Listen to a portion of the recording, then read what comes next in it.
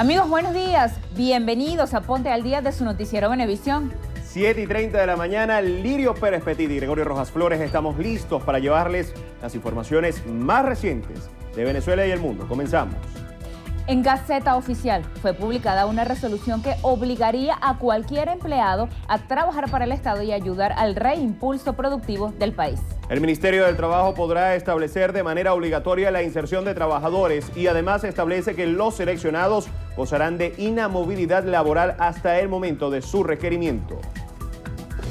La oposición marchó este miércoles en Caracas exigiendo la fecha de recolección del 20% de las firmas para el revocatorio. Luis Emilio Rondón, director principal del CNE, recibió un petitorio por parte de dirigentes de la MUD y les adelantó que ya fue aprobado el informe del 1% de las firmas. Recién acabamos de aprobar por unanimidad de los miembros que componen la Comisión de Participación Política y Financiamiento el informe que va a ser considerado, así en atención a lo que el propio organismo publicó ayer en un comunicado, a más tardar el día lunes. La última. Rector, reitero entonces, agradecemos profundamente su presencia acá. Hacemos entrega formal de este documento que está siendo firmado su acuse de recibo. Entonces, recibimos formalmente la información. Fue aprobado el informe del 1%. En Lara, el miembro de la Dirección Nacional del PSUV, Jorge Rodríguez, invitó a los oficialistas a mantenerse unidos y en constante movilización para la defensa de la patria.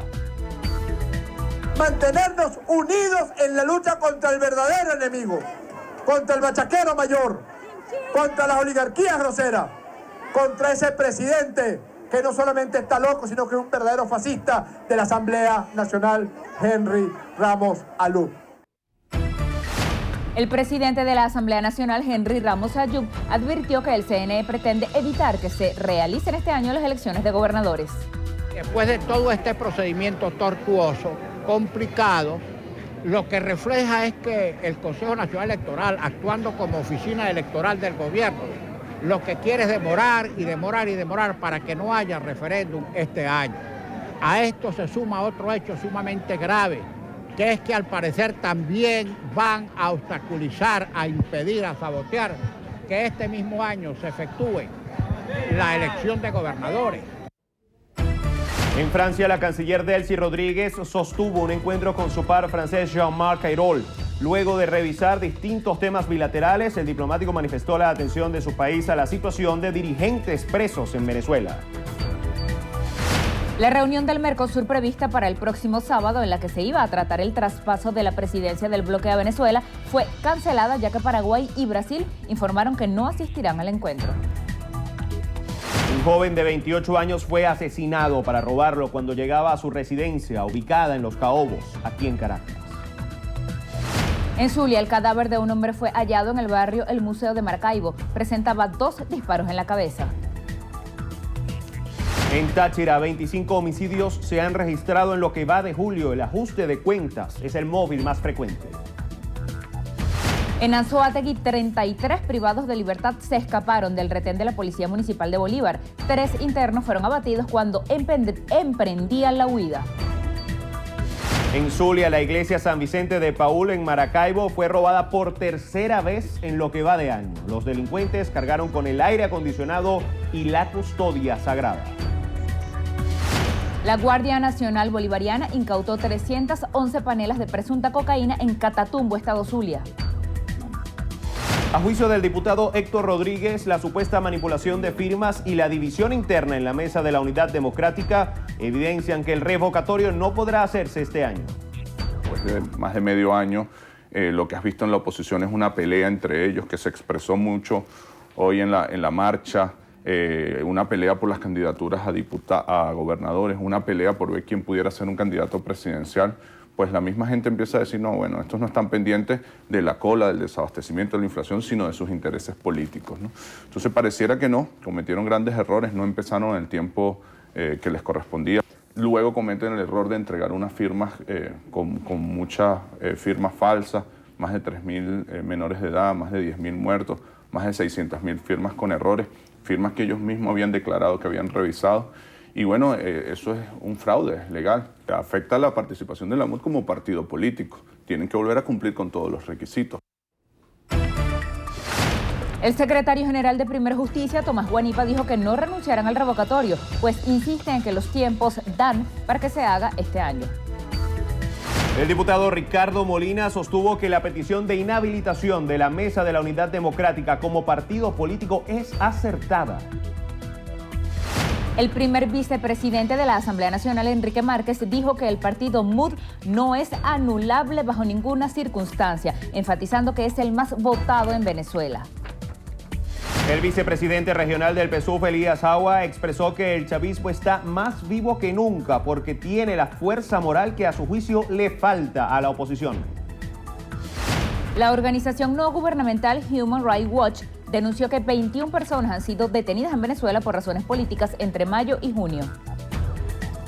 Hidrocapital anunció la paralización del servicio de agua potable en Guarenas, Guatire y Caucagua a partir de este viernes y por 24 horas. El diputado Richard Blanco catalogó al Consejo Nacional Electoral como irresponsable por no cumplir con el país y anunciar la activación del revocatorio. La ministra de Servicios Penitenciarios, Iris Varela, aseguró que en 2017 estará operativo en 100% el nuevo sistema de seguridad en los recintos carcelarios. La Cámara Hotelera del Estado Nueva Esparta registra una caída de 60% en reservaciones en comparación a la temporada vacacional del año 2015. La Universidad Central de Venezuela alcanzó el puesto número 18 en la lista de las 50 mejores universidades de Latinoamérica, posición que la convierte en el Instituto de Educación Superior mejor valorado de nuestro país. El mayor general Antonio Benavides Torres entregó reconocimientos a nuestros compañeros Endrina Yepes, Elianta Quintero, Néstor Brito Landa, Gustavo Gómez Morón, Jessica Brizuela, esta servidora Lirio Pérez, en el marco de la celebración del 79º aniversario de la Guardia Nacional Bolivariana. Felicidades a todos nuestros compañeros y a ti, Lirio, por supuesto. Muchas gracias, allí estuvimos recibiéndolo. Sí, señora. Hacemos nuestra primera pausa, pero no se aparten de su pantalla. En breve venimos con más información para todos ustedes.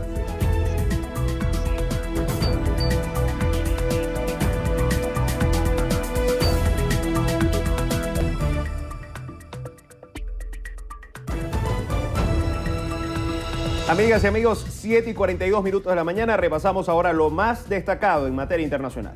En Estados Unidos, la Convención Nacional Demócrata confirmó al senador Tim Kaine como su candidato oficial a la vicepresidencia del país norteamericano. Durante su discurso en este importante evento, el presidente Barack Obama señaló que Hillary Clinton es la candidata mejor calificada en la historia de esa nación. Por su parte, el vicepresidente Joe Biden aseguró que Donald Trump pretende sembrar el miedo en la población y que el empresario no comprende la importancia de la clase media en su país.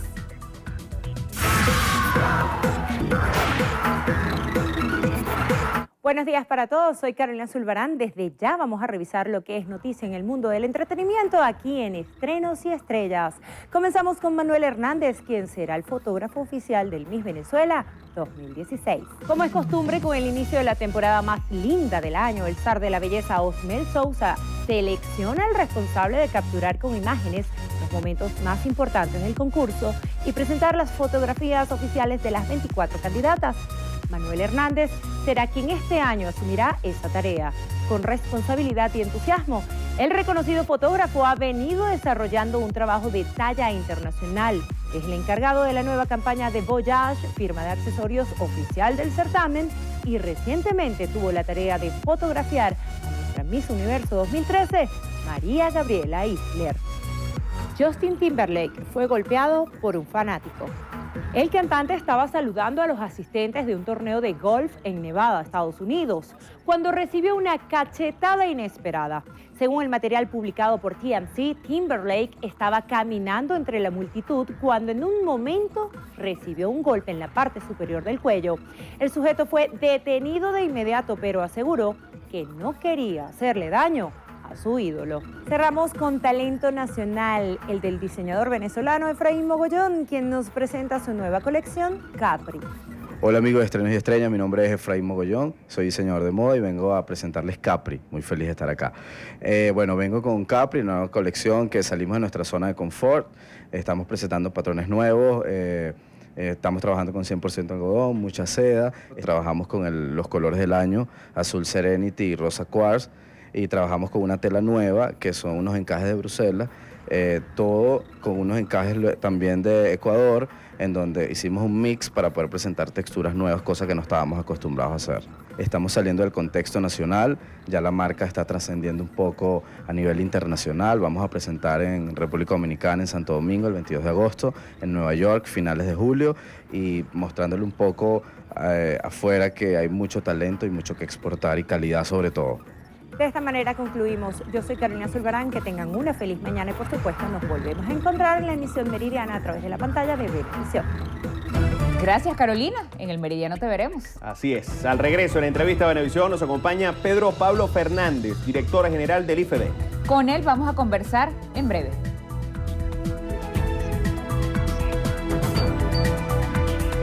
Entrevista Venevisión.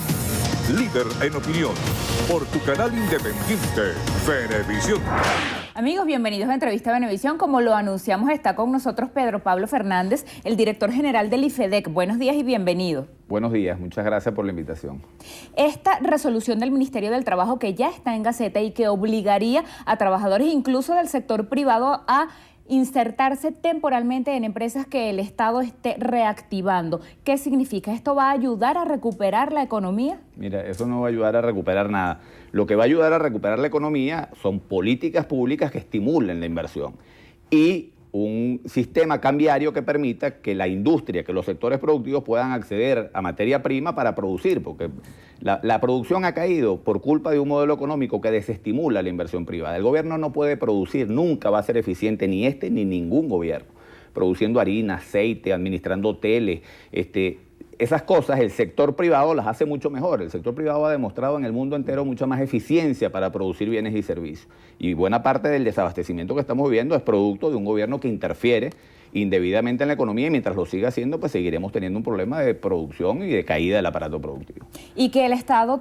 ocupe empresas cuyos dueños han cesado operaciones argumentando que tienen falta de materia prima porque no les asignan divisa, ¿es otra medida que ayudaría a reactivar la producción o no? Es otra medida contraproducente. El gobierno, cada vez que es propio una empresa, la empresa deja de producir. Eso no pasa en Venezuela, no es que este gobierno es ineficiente, es que todos los gobiernos del mundo son ineficientes cuando se ponen a producir bienes y servicios porque esa no es la actividad del gobierno, es una actividad que el sector privado hace con mucha más eficiencia. Entonces, lo que tiene que hacer el gobierno es garantizar el acceso de la industria, de los productores a materia prima. Casi todo lo que se produce en Venezuela requiere materia prima importada. Lo que está pasando es que no tienen dólares.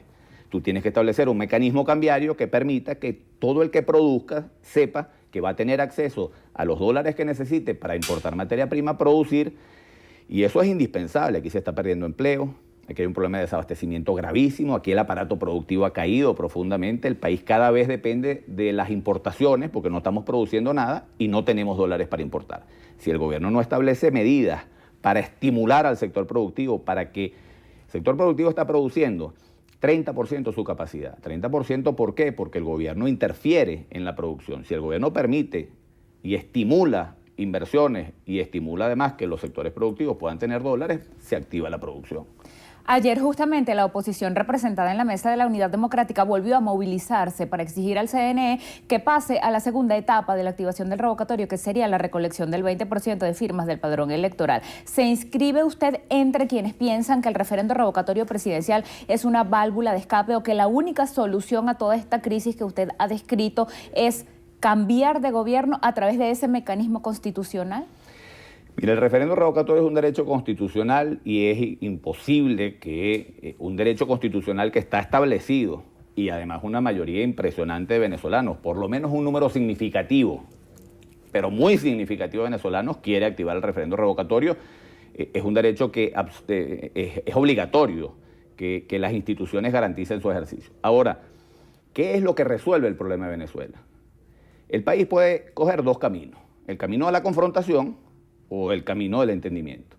En el camino de la confrontación, sea cual sea el resultado, el país no tiene cómo enrumbarse.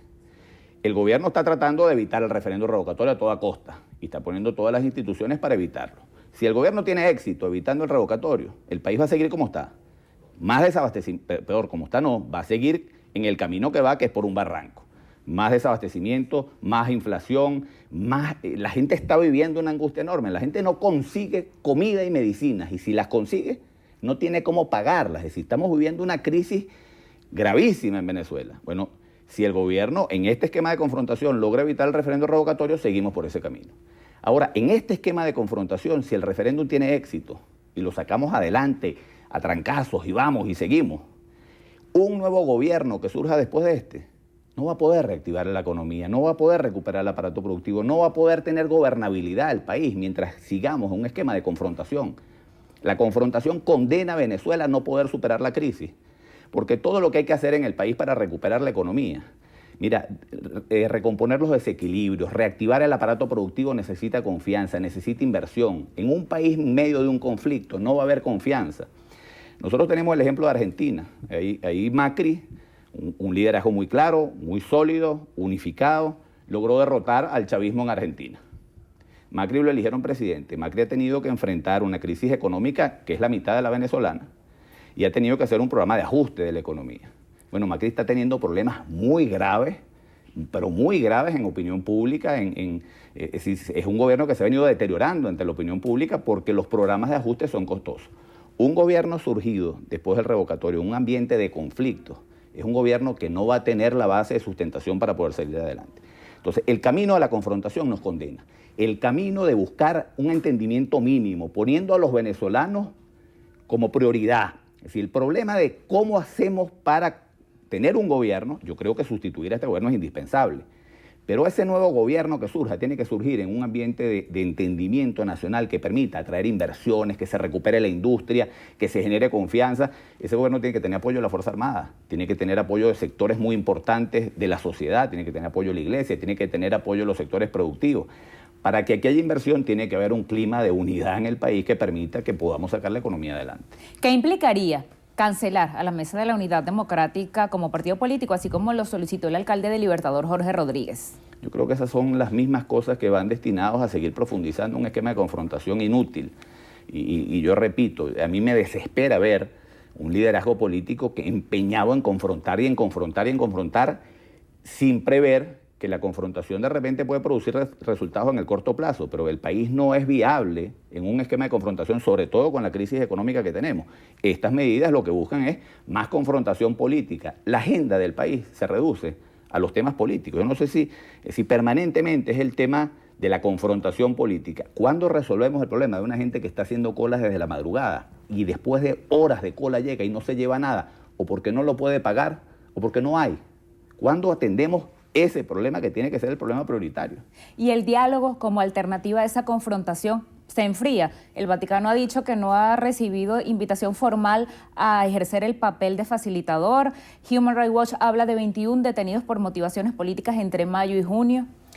Entonces que el diálogo está condenado, ha estado siempre condenado al fracaso. Aquí nunca ha habido diálogo, nunca ha habido voluntad de diálogo. El gobierno no tiene voluntad de diálogo porque se empeña en permanecer a toda costa en el poder y en mantener un modelo económico absolutamente fracasado.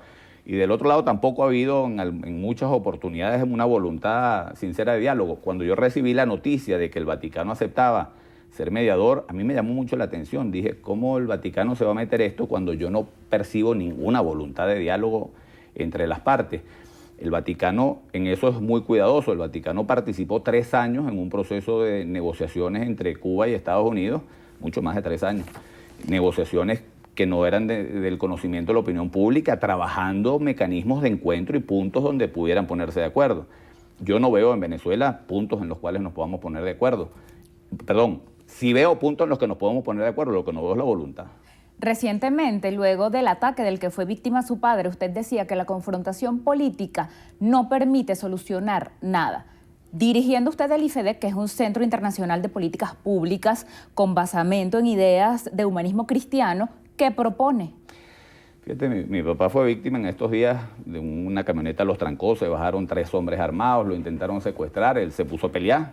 Por cierto que cuando le reclamamos por qué había peleado, que lo pudieron haber matado, él dijo, Yo tengo 75 años, si me matan no pasa nada, a mí no me van a amarrar, a mí no me van a humillar, a mí no me van a tirar en un cuarto, eso no me lo van a hacer. A mí me matan primero, pero a mí no me van a humillar, y la verdad es que no tengo más remedio que darle la razón, más allá de la angustia que nos generó todo eso. El país está viviendo una crisis gravísima, y es una crisis de valores.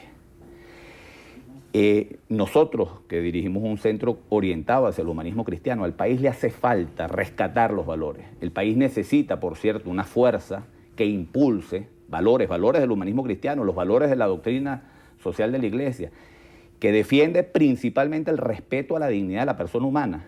Este es un gobierno que con su orientación socialista pone al hombre al servicio del Estado. El capitalismo, por cierto, pone al hombre al servicio de la economía.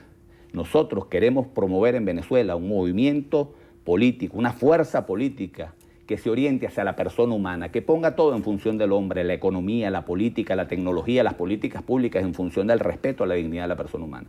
Qué importante con la crisis económica y social que está viviendo el país, que haya un gobierno que entienda que lo importante es la persona, las personas, los seres humanos, que desarrolle una política social no dirigida a ser a la gente dependiente del Estado por unas dádivas, sino una política social que ayude a formar, a capacitar, a darle a la gente las herramientas para que logre superar la pobreza. Que desarrolle una economía que genere empleo, pero que además ayude a la gente a capacitarla para poder ocupar esos empleos y poder superar la pobreza. Venezuela necesita recuperar los valores. La crisis de valores en Venezuela es la crisis más importante para superar. Gracias por esta conversación. Muchas gracias a ti. Despedimos entrevista a Venevisión con Pedro Pablo Fernández, director general del IFEDEC. Gregorio. Muchísimas gracias, Lirio. Amigas y amigos, hasta aquí la presente emisión de su noticiero Venevisión. Gracias por acompañarnos. Que tengan todos un excelente día. Y recuerden, Noticiero Venevisión, Canal 4 reporta. Ustedes deciden. Un fuerte abrazo.